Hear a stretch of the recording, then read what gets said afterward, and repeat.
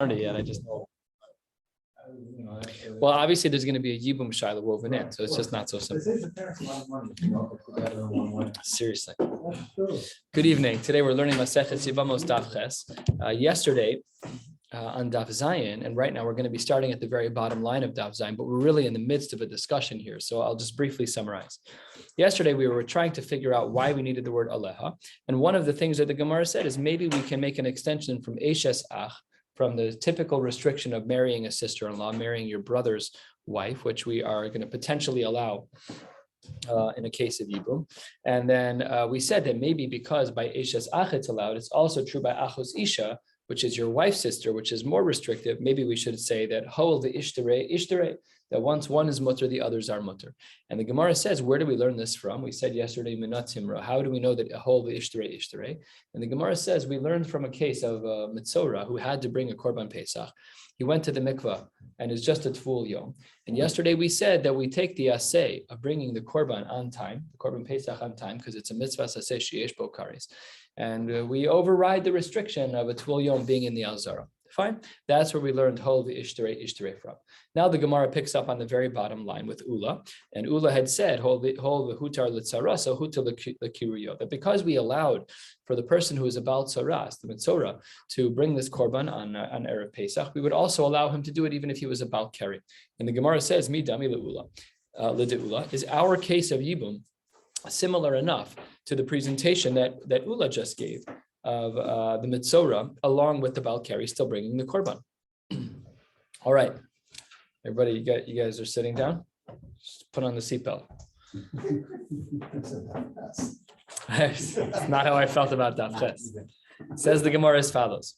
Teinach, I could understand your comparison, Ula, in a case of Hecha de Nasa Meis, where the person who was to die, we know that in our basic storyline of Ruvain, that Ruvain is going to die. So it's not that Nasa Meis, you don't marry dead people, but where the person who was to die got married first. So he married Chana. So these are brothers marrying sisters. So I could understand how Ula compares to Yibum in a case where Ruvain, who we know will die by the end of the story, gets married first to Chana. The brother who live out this episode, Shimon, who marries Penina, their brothers are married to sisters, because Ruvain got married first, and because had he died at that point, it would have been mutter for Shimon to marry his wife, to marry Chana, the Ishtere Isser Eshes Ach. Therefore, I might have assumed Ishtere Nami Isser Achos Isha. I could therefore see a reason to compare the case that Ula presented, which is the case of the Mitzora and the Balkari bringing a korban, and I can compare that to our case. I can see how whole the Ishtere might work in such a case where Ruvain married Chana first, and then he would have, in theory, died, because then it's only a sister-in-law concern of Eshes Ach, which is less severe than Achos Isha. Ella, however, Nasachai, let's say Shimon, the one who will live out this episode, got married first. The Achar Kach Nasameis, then we have a bigger problem, because Isser Achos Isha Kadim. Then he had the Isser of his wife's sister, which is a more complex erba, and now it's a double restriction. It's not only that it's his sister-in-law in one way, but then his brother also married that woman. It's a sister-in-law in two ways, Eshes Ach and Achos Isha. Ve'afilu Nasa Meis Nami, even had it been that Ruvain also married, Ruvain is the one who will die, Nasa Meis Nami, how will that work out? Teinach, I could understand how Ula compares to our case. Teinach Hecha de Nasa Meis Umeis, where Ruvain, who will die, gets married and then dies, and only afterwards Nasachai, that's when Shimon gets married to his wife, who is his sister-in-law's sister. That's two sisters, the Chazile Beni Beni, because by the time that Ruvain got married and died, at that point, at that moment, right when he died, Shimon could, in theory, marry that sister-in-law with no problem at all. Elanasa Mace, if Reuven gets married, Velo Mace, but doesn't yet die, and while still alive, while Reuven is still alive and married to one person, so then Shimon marries Reuven's wife's sister, then Lo Ichazile Klal. Then there was no moment in time when Shimon was allowed to marry that sister without Achos Isha being a concern. So says the Gemara, Mi lo modi ula. Wouldn't Ula agree? Sheimra keri belel shmini she'ein machnis yadav lebahonos. Don't you agree that if the keri and the mitzora were simultaneous the night before, like when he was about right after the mikvah, wouldn't you agree that he would not place his thumbs and toes enlarged toes into the mikdash for the sake of becoming tahor? Because there's no way that there was ever a moment when he would have been ra'ui to bring a korban. So the Gemara therefore says your comparison is not strong enough, and therefore we have to go to yet another answer. But don't worry, we're actually going to answer our question that we've been asking for literally 4 blot, which is why does the Gemara use the word aleha to teach me that you cannot marry a double arayos? Yes, you can marry a sister-in-law through yibum. We understand that. That's clear. So the classical case is, let's say that you marry someone completely unrelated to the mishpacha, someone from a different family tree altogether, and they get married. So Reuven's married to Malka. Great. Reuven dies, Shimon clear and free can marry that person, no problem. We override the Isser of Eishes Ach, no problem. But here we need the word Aleha to restrict us. But why do we need that? And here the Gemara presents answer number 6. The Gemara says, Elaki itzrich aleha. When do we need the word aleha? That's heicha de nasa meis umeis. That's a case where Reuven gets married to someone, to Penina, and dies. And then afterwards, his brother Shimon marries that woman's sister. Now he has a double isser. You might have thought it was mutter hol ishtere. Kamash malan, the word aleha, Talmud Lomar, that we learned that the word aleha teaches us that he's not allowed to marry that person.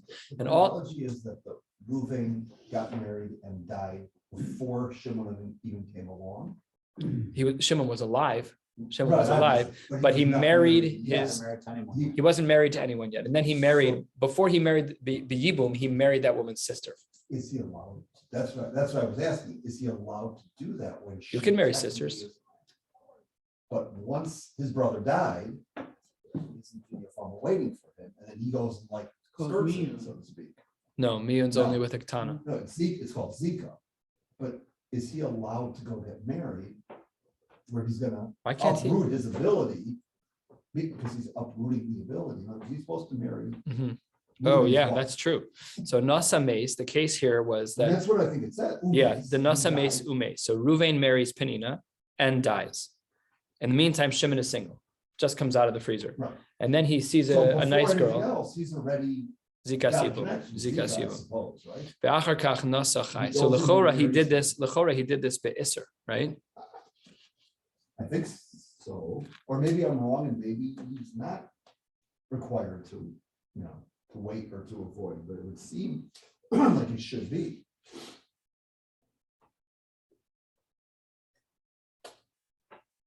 I just don't know what Rashi. Oh, that's the wrong Rashi. There's other siblings. That's interesting. I've seen on that matches the Gemara. Yeah. It might have been that he married her be'isser. Right. It's very possible. There's a lot of cases, even ones that we've glossed over, it's where not like Kedushin would work. Kedushin is for sure chal. And it's not like that. It's not like there's an isser to marry that woman. Correct. It's just that it's a bittul asay. It's a bittul asay of yibum. Right. That's possible. That's what it seems. Or no, you can marry her and do chalitza. That's also possible, but you can't do yibum. Right. All possibilities. The Ibai Sema, another possible answer, a quarter of the way down on Chesed Aleph. Another way to understand why we would need the word Aleha is a case of Asya behekesha mid Rabbi Yona. Rabbi Yona also has a hekesh, one that we've kind of sort of referenced, not in his name, and that is the Amar Rabbi Yona v'itema Rav Huna b'rei Rabbi Yoshua Amar Kra. The pasuk says in regards to our rayos, Kichol asher ya'aseh mikol ha'toivos elav v'nichrasu, that your person will get kares for it being involved in any of these abominable acts. Hukshu kol ha'arayos kulan le'eshesach. All of the arayos are compared to an eshesach. Ma'eshes ach sharia, that we do allow the wife of one's brother who passed to get married to that woman. So af kol arayos nami sharia, and maybe I would have thought that therefore you can marry any of the arayos, even though this arayos is only one level of arayos, and all the other versions of arayos are multiple levels of arayos. Still, I might have made that hekesh. Therefore, kasav rachmana aleha. But the Gemara has a problem with Rabbi Yona's Hekesh because we previously started the other way. Rabbi Yona's Hekesh says that we learn everything from Eishes Ach. So the Gemara says, wait a second, didn't we learn earlier in the Masechta? Amar le Ravachim difti le Ravina. Michti, hang on 1 second. Kol arayos, in regards to the general category of arayos, ika la'akushin hu la'eshes ach, ika la'akushin hu la'achos isha. I could have compared it to either of the 2 cases that the Torah explicates. One is a case of eshes ach, my brother's wife, and the other is a case of my wife's sister. Yeah, my wife's sister. My chazis to akshas la'achos isha. Why earlier in the Masechta did we make the comparison to achos isha, which is a more severe case? Maybe we should make the case akshinhu la'eshes ach. We should make it like Rav Yonah did over here to the case of eshes ach, which is less chamor. So the Gemara provides 2 answers. One of the reasons why we went the route of comparing to achos isha and not eshes ach is because lakula v'chumra. When I'm comparing a rayos, I can either compare it to that which is more mekil or more chamur. And when it comes to a rayos, l'chumra makshin. I'm going to compare to the more severe case, and that's the case of achos isha, where you're a sister-in-law twice over instead of only being once over.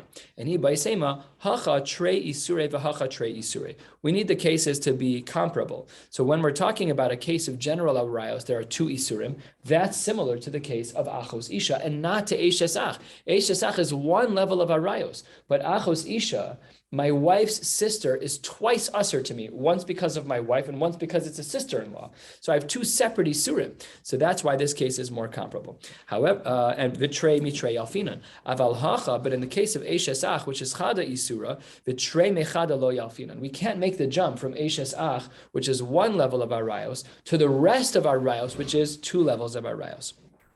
Good. All right, shifting gears only ever so slightly. Rava uproots the last, 5 hours of learning that we did together. And Rava's like, nah. He says, erva lo tzricha kra. Oh, so frustrating. Erva lo tzricha kra, are you kidding me? Erva better require a pasuk after what we've done so far. Why isn't this the case? Because what never happened over the last few days? We spent so much time trying to find a case where there was an asay that would be doche alosa asay sheyesh bo kares. What does Rava say? We don't need a pasuk because at the end of the day, what did we figure out? Te'ein asay doche alosa asay sheyesh bo kares. We were not able to find a viable source that withstood the test of time to say that an asay will be doche alosa asay when that losa asay has kares. We did find regular asay v'losa asay. That we found. Rabbi Tana de Rabbi Shmuel and the Chachamim, we saw that already. But when it comes to the asay trumping a losa asay sheish bo kares, we did not find that. So that's what the Gemara says. Rava Amar erva lo tzricha kra de'ein asay doche losa asay sheish bo kares. So therefore, what is the pasuk needed for? After all of that, says the Gemara, we don't need it for the erva. That we know you cannot do ibum in that case other than eshes ach. However, ki istrich kra lemeisar tzara, to say that the second wife, the penina of the story, that penina is going to actually have a status of isser. Asks the Gemara our question that we have this sense of shock and dismay that we even thought about it. Ve'erva lo tzricha kra. How can that be? I'll bring you 2 brises, says the Gemara, that we learned already that clearly indicates that an erva needs a pasuk. One of them, it's being excerpted from the Gemara that we learned on Daf Gimel. Vatanya, Ainli Elohi, I only know about the erva. How would we know about it, Sarah? So then the Gemara says, no, that brisa was just a it was just a staging to get to the Isser Tzara. That was just Mishum Tzarasa. We knew that the erva was already going to be Usser for him to marry. That we knew. That was just a way to set things up for the Tzara. Okay, fine, but another brisa. Later in that brisa, Vaktani, Ein li Elahain, I know about all of the 15 arayos, but what about their Tzaro? Says the Gemara, that too was a staging. It was just a setup, just to get to the crescendo, which is all about the Tzara. Mishum Tzaro Sehem. Says the Gemara, still, Rava doesn't make sense. How can you say that erva doesn't need a pasuk? Tashma. We have a brisa. Rebbe looks at the pasuk and he says the pasuk should have said vilakach. And what does the pasuk actually say? The pasuk says ulakacha, and it should have said v'yabein. And what does the pasuk say? V'yibma. So what's with the extra letters of hey? So says the Gemara, lesor, number 1 saros, and number 2 are ve'arayos. So Rebbe looks at these 2 psukim, these 2 words, really these 2 letters, the extra letters of hey that were added in Chumash, and he says, why are they there? So Rebbe says it must be that one of them is there to teach me about Soros, and the other is there to teach me about Arayos. What does that show you? We have a pasuk in Chumash about Aras. Rava, what are you talking about? How can you say that erva lo tzarich kra? So it says the Gemara, no, Rava has a beautiful little play on words. You thought that it was tsaros ve'arayos. No. Amo, how should we learn? Les or tsaros shel arayos. The peninas of the chanas. It's the wives, the tsaros of the women who are taka the aras, but it's not really coming to tell me about the aras. That we already know. All of the 15 from our Mishnah, we know that those are already aras. We're only coming to talk about one case, which is tsaros. Says the Gemara, that doesn't stand up to the smell test. How many psukim were there? 2. V'lakach ulakacha v'yabemin v'ibma. Says the Gemara, v'hatrei kroi kanasivle. Rabbi presented 2 psukim. One was definitely talking about tsaros. What was the other one talking about? It has to be arayos. So then again, back to Rava, how does he make that work? My lav chad le'erva v'chad le'tzara. And how then, Rava, can you say that there is no pasuk to speak about arayos? Says the Gemara, lo. That is not how we understand it. Idi v'idi l'tzara. Both psukim are talking about tzara. Chad, one pasuk, either v'lakach or v'yabim, or really ulakacha v'yibma, because the pasuk presents with the letters hey. So one of those words comes to teach me, lemesar, to forbid a tzara b'makom mitzvah, that a tzara cannot be married, just like the erva in a case of yibum with an arayos. That's what b'makom mitzvah here doesn't. It means, in theory, had it been that there was a mitzvah, but there isn't because she's an arayos. This language is not a simple language, and it does make things confusing. But it means that when there's a case of yibum with arayos, which is not allowed, one of the words teaches me that a tzara is also forbidden. V'chad, and another one of the psukim that Rebbe presents in the Brisa is l'mishrei tzara shelo b'makom mitzvah, to say that if the brother dies and there are children, let's say, and there's no yibum, he can marry penina. That's not a problem. The only time that tzara becomes usher is through yibum. The tzara is not related to anybody.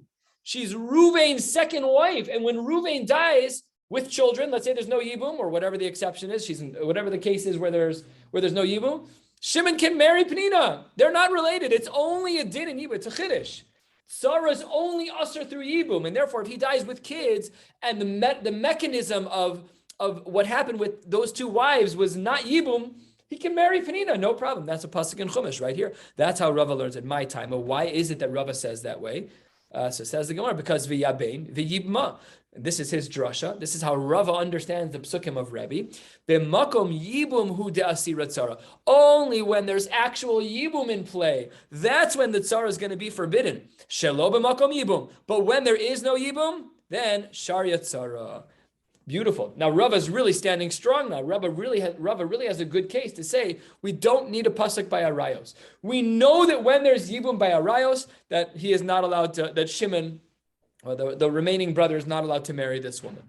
And Omar Rav Ashi, Masnisa Nami Deka, he says, I can show you Rava even in our Mishnah. What did Rava say? Rava said that we don't need a pasuk for arayos. How do we see that implied in our Mishnah? Says the Gemara beautifully, 6, 7, 10 lines from the bottom. Diktani, what did we learn? Chamesh esrei nashim potros tzaroseim. 15 women, what do? Exempt the second wife. Says the Gemara, v'ilu pituros upotros loktani.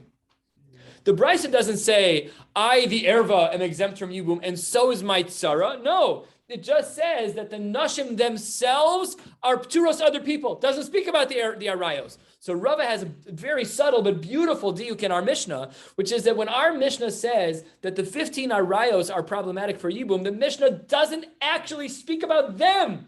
It's only through them to the second wife that's being referenced. So that's a beautiful raya that the Gemara says, referencing the Shita of Rava very, very quietly. And Shema Mina, we therefore see that Rava just might be right, that we don't need a pasuk by arayos.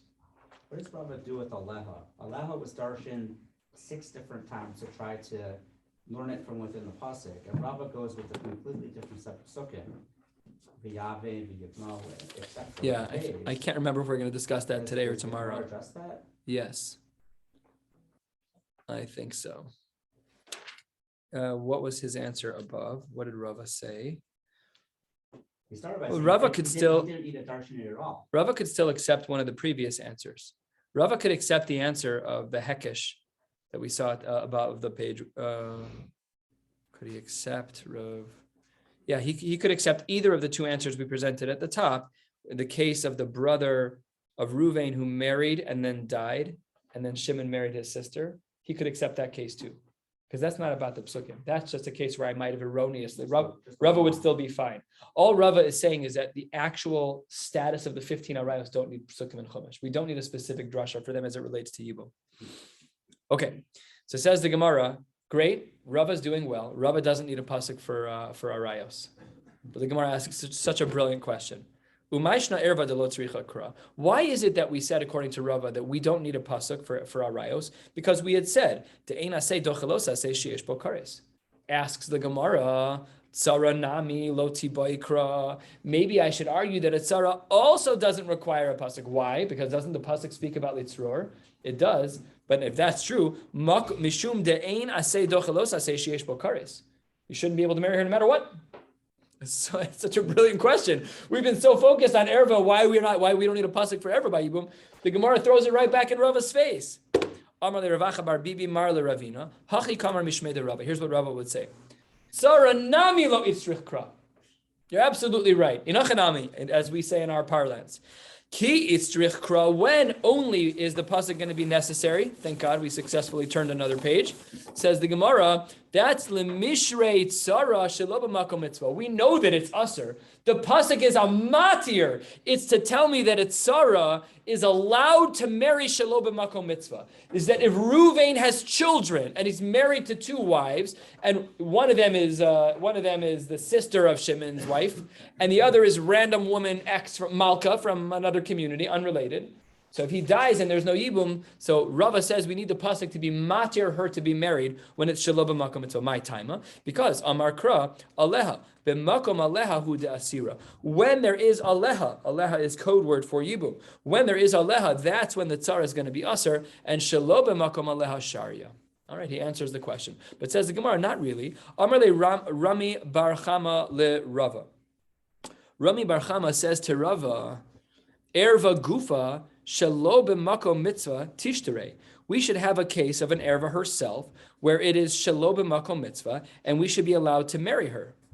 What is going on here? This is a very hard question to learn just in the Gemara. Rashi gives us a little bit of a clue on the second line of Rashi. Dibur hamaskil ema erva gufa shelo b'makom mitzvah tishterei, that there is an erva herself who, even in a non-yibum case, we should be able to marry.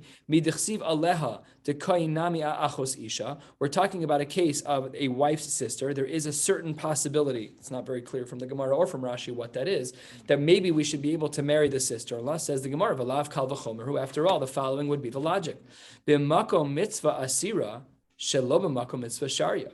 When it's b'makom mitzvah, so then we said that Shimon cannot marry Penina because it's his wife's sister. So maybe we should say, therefore, shelo b'makom mitzvah sharia. Maybe we should say that when there is no yibum, we should be able to marry her. A little bit of a jump in logic because it doesn't really seem to flow that should work. So it says the Gemara, it's not a good argument one way or the other. We're on Chesim Bey, 6 lines down.